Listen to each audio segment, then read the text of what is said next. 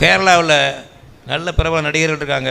ஒரு வளர்ச்சியடைந்த தொழிற்சாலை அது, இந்த சினிமா தொழிற்சாலை தொழில் என்பது. அங்கே ஏன் அரசியல் வரல? அந்த மக்கள் அனுமதிக்க மாட்டார்கள்.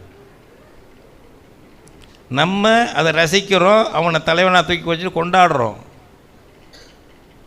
அதனால ஒருத்தனாக யோசிக்கிறான், நடித்து கிடித்து முடித்து தட்டிச்சு சம்பாதிச்சு பணம் வைக்க இடம் இல்லை, மூடி மறைக்கவும் இடம் இல்லை, போடு அரசியலில் டிஜிபி சல்யூட் அடிக்கிட்ட வந்து நம்ம நாளைக்கு போலீஸ் பாதுகாப்போடு போகலாம், இது பணம் இருந்தால் போதுமா என்ற அந்த ஆசை வருகிறது.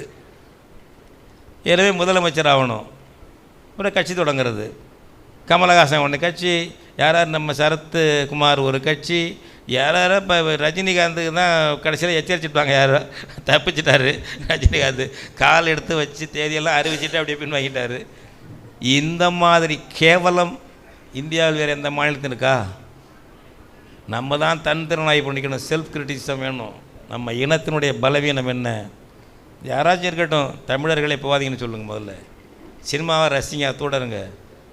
அவனையே தலைவனாக்குறது, அவனுக்கு பால் அபிஷேகம் பண்ணுறதுங்க அந்த படத்துக்கு.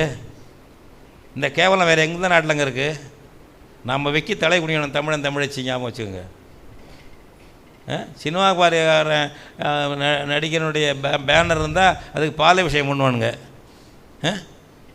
அந்த ஆள் அந்த அஜித் பரவாயில்லைங்க, எனக்கு சங்கம் வேண்டான்னாரு.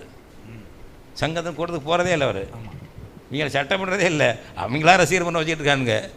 ஒரு நடிகர் கூட துணிச்சல் இருக்கு பாருங்க.